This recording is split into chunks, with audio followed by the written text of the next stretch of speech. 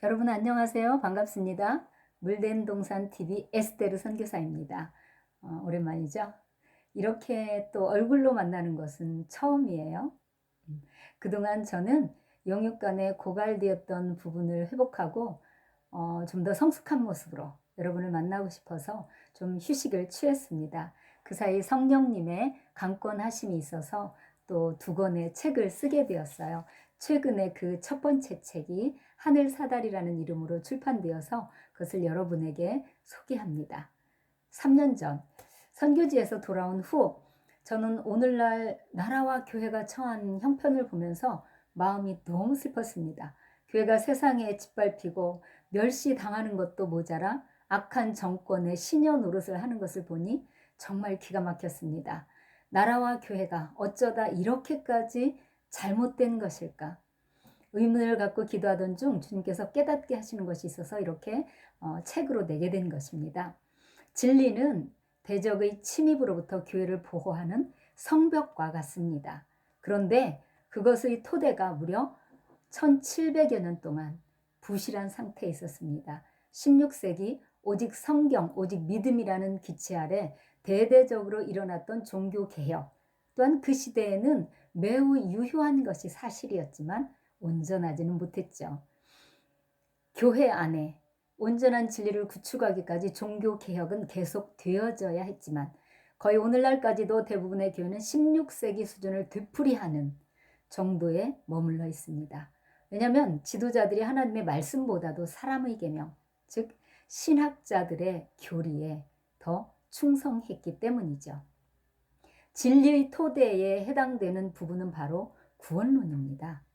구원론이 무너져 있는데 그 부실한 기초 위에 아무리 훌륭한 것을 세운들 그것이 얼마나 오래 가겠습니까?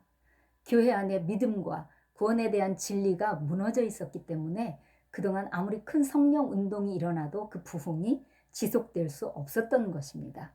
거짓 선지자나 거짓 목자들은 이러한 무너진 토대의 틈새를 이용해 성벽을 허물고 교회를 황폐하게 만드는 여우들입니다. 이들은 진정한 회개가 없는 거짓 평화와 번영의 메시지를 선포하였고 온전한 진리의 토대를 두지 못한 교회는 그들에게 속아 빠르게 세속화되어 왔던 것이죠. 해 아래 새 것이 없습니다. 마지막 때를 살아가고 있는 우리는 하나님의 백성 이스라엘의 실패를 교훈 삼아 같은 실수를 반복하는 어리석음을 범하지 말아야 할 것입니다. 이스라엘의 남왕국은 멸망하기 약 100여 년 전부터 하나님께서 이사야와 여러 선지자들을 통해 하나님의 백성과 지도자들의 죄를 책망하며 회개하고 돌이킬 것을 촉구했으나 그들은 듣지 않았죠. 북왕국 이스라엘이 우상숭배의 죄로 멸망당하는 것을 지켜보고서도 스스로 돌이키기는커녕 오히려 북왕국의 우상인 바알과 아세라를 받아들였습니다. 이때 제사장들과 백성들은 회개를 외치는 참 선지자들의 메시지는 외면하고 거짓 평화와 번영을 예언하는 목자들의 말을 받아들였습니다. 그들의 영적 황폐함대로 물리적 영역에서도 예루살렘의 성벽이 무너졌으며 성전은 불타 없어지고 하나님의 백성들은 멀리 바벨론으로 포로되어 갔습니다. 그들은 나라를 잃고 또 신앙의 자유를 완전히 잃어버린 후에야 자기들의 죄를 뼈저리게 깨닫고 통곡하며 회개하게 됩니다. 오늘 우리 한국교회는 과거 북한의 악한 지도자가 공산체제를 구축하기 위해 이데올로기로 백성을 속일 때 거짓 목자들이 그를 도와 어떻게 성도들을 선동했는지 그리고 그 참혹한 결과가 무엇인지를 우린 너무나 잘 알고 있습니다. 그럼에도 불구하고 오늘날까지도 수많은 교회와 성도들이 여전히 북한 체제를 도우려는 거짓 목자들의 선동에 미혹되고 있습니다. 한 나라가 망하는 것은 그 안에 있는 하나님의 백성이 부패하여 범죄했기 때문입니다. 그 나라를 지탱한 의인들이 없기 때문이죠. 오늘날 우리나라뿐 아니라 거의 대부분의 나라들이 내부적으로는 이념전쟁과 독재자의 폭정으로 고통을 당하고 있습니다. 그래도 교회가 회개하지 않으니 하나님께서 코로나 팬데믹을 허락하신 것이죠. 정부가 코로나 팬데믹 상황에는 어땠나요? 버스나 전철은 사람들이 북적여도 문을 닫게 하지 않았고 회사 사무실이나 생산시설도 생계니까 문을 닫지 않았습니다. 술집이나 식당은 마스크를 벗은 채 먹고 마시는데도 일정 부분 제한했습니다. 그런데 교회는 거리두기를 하고 마스크를 착용하는 등 비교적 방역 지침을 잘 지키는데도 문을 닫게 했습니다. 교회가 이 나라에서 술집보다 못한 취급을 받을 때 대한민국 대부분의 교회는 저항하기는커녕 다른 종교단체보다 앞장서서 예배당 문을 닫았습니다. 바이러스 감염은 어디서든 발생할 수 있는 것임에도 불구하고 정부나 미디어 매체들은 그것이 교회에서 발생하면 난리 법석을 떨며 교회를 혐오 집단으로 낙인을 찍어버렸죠. 이때 많은 사역자들이 말하기를 교회는 이웃에게 피해를 끼치지 않아야 하기 때문에 대면 예배를 드리면 안 된다고 아주 고상하면서도 그럴싸한 이유를 내세워 대면 예배를 고집하며 핍박받고 있는 교회들을 비난했습니다. 우리 한국 교회는 그렇게 교회가 없어도 되는 세상을 스스로 받아들인 것입니다. 교회는 술집이나 식당만큼도 중요하지 않은 존재라고 세상 앞에 인정한 것입니다. 입으로는 먹고 사는 문제보다 더 중요한 것이 영혼 구원이라고 말하면서도 그것은 단지 이론일 뿐 세상 권력에 굴복하여 가장 중요한 예배의 권리를 포기했습니다. 교회가 문을 굳게 닫고 있는 사이 예수님을 만나고 싶은 한 가닥 소망을 가지고 교회 문을 두드렸던 사람들은 어디로 가야 했을까요? 또 정부는 hin신 접종에 대해 안정성에 대한 검토도 없었고 그것의 성분을 밝히라고 하는 국민의 요구도 무시하며 접종을 강제했습니다. 감기약이나 건강 보조식품들도 엄격하게 성분을 표기하는데 우리 정부는 전 국민의 생명을 담보로 성분 표기나 성분 분석도 하지 않은 hin신을 받아들였습니다. 그것의 성분이 의심스럽고 효과도 뚜렷하지 않으며 게다가 목숨의 위협을 받는데도 3개월에 한 번씩 맞으라니 이것이 제정신 가지고 받아들일 수 있는 정책입니까? 3차 접종 후 한때 사망자 수가 급격히 늘어나고 화장터가 붐벼서 3일장을 치르지 못하고 5, 6일장을 치르는 사태까지 발생했습니다. 거의 전국적으로 발생했어요.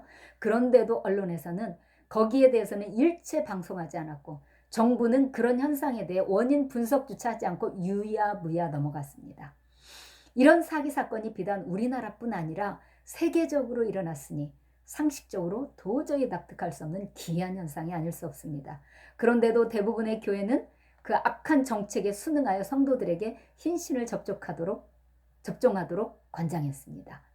나라의 공의가 실종되고 교회가 이렇게 피폐해진 근본적인 원인은 무엇일까요? 바로 교회 안에 진리가 무너졌기 때문입니다. 그러니 교회 안에 하나님을 향한 경외심도 믿음도 당연히 없지요. 세상이 거인처럼 커 보이고 자신은 메뚜기처럼 느껴집니다. 하나님의 백성으로서 자부심과 긍지가 없으니 세상 권력에 아첨하게 되는 것입니다. 무너진 진리가 회복되어야 교회도 살고 나라도 살 수 있습니다. 이 무너진 기초를 다시 일으켜 세우라는 우리 주님의 뜻을 받들어 기록된 책이 오늘 여러분에게 소개하는 하늘 사다리와 또 곧 출판되게 될 더 깊은 은혜의 바다로라는 두 책입니다. 이것은 작은 책자이지만 그 내용이 매우 중요합니다. 여러분께서 먼저 읽어보시고 널리 소개해 주시기를 부탁드립니다. 하늘사다리는 성도 여러분에게 믿음이 무엇인지 또 어떻게 구원의 확신을 가질 수 있는지 가르쳐 줄 것입니다. 여러분은 구원 받았습니까? 그 근거는 무엇입니까? 이 도전에 대해 확실한 대답을 갖고 싶은 것은 우리 모든 그리스도인의 바람일 것입니다. 그런데 이렇게 중요한 문제에 대해 우리는 분명하고도 확고한 매뉴얼을 갖고 있지 않습니다. 같은 성경 말씀을 믿는데도 불구하고 구원관이 교회마다 다르고 또 사람마다 차이가 있어요. 거의 대다수 그리스도인이 명확한 구원관을 갖지 못해서 매우 혼란스러워합니다. 이것은 비단 우리나라뿐 아니라 전 세계적인 현상이에요. 안식년을 맞아 선교지에서 돌아왔을 때 한 번 구원은 영원 구원인가? 라는 주제가 온라인상에 눈에 띄게 큰 이슈가 되고 있는 것을 보았습니다. 관심 있는 분야라서 명성 있는 양쪽 설교자들의 주장을 들어보았습니다. 그 각각의 주장은 이들이 제시하는 본문에 비추어 아주 타당해 보였어요. 참 이상한 일이죠. 그런데 양측 모두 오직 성경 말씀을 가지고 주장하는데 왜 이렇게 상반된 결론에 이르게 된 것일까요? 서로 그렇게 팽팽하게 맞설 수밖에 없는 것은 이들 각각이 자신이 신봉하고 있는 교리를 지지할 만한 특정 본문이나 몇몇 구절만 가지고 서로 자기가 옳다고 말하기 때문입니다. 성경의 다른 쪽에서 어떻게 말하든 상관하지 않고 그 부분만 가지고 자신이 지지하는 교리를 따라 본문을 해석하니 진리를 말하는 입장에서조차 상대방에게 설득력이 없는 것이죠. 성경의 진리를 왜곡하지 않으려면 어떤 주제에 대해 먼저 성경 전체를 관통하고 있는 일관된 흐름을 파악하고 그것과 같은 맥락에서 특정 본문을 해석해내는 작업이 필요합니다. 그래야 그 해석이 중심 진리에서 빗나가지 않기 때문이죠. 그러므로 이 책에서는 믿음과 구원에 대한 문제를 다룸에 있어 성경을 해석할 때 일반적으로 사용하는 본문 분석적 방법과 또 다른 하나로 성경의 모든 책을 아우르는 통전적 연구라는 두 가지 방법을 병용합니다. 그리하여 논란이 되는 구절들을 재해석해보고 성경이 말하는 구원의 진리를 밝히 나타내 보일 것입니다. 이 책을 구입하기 원하는 분들은 아래 댓글 창에 제 연락처를 올려 놓을 것인데요. 거기에 문자 주시면 구입하실 수 있습니다. 작은 책자지만 부담 없이, 작은 책자니까 부담 없이 읽을 수 있을 것입니다. 이 동영상이 널리 퍼질 수 있도록 여러분께서 구독과 좋아요를 눌러주시면 감사하겠습니다. 경청해 주셔서 감사합니다. 사랑으로 축복합니다. 샬롬.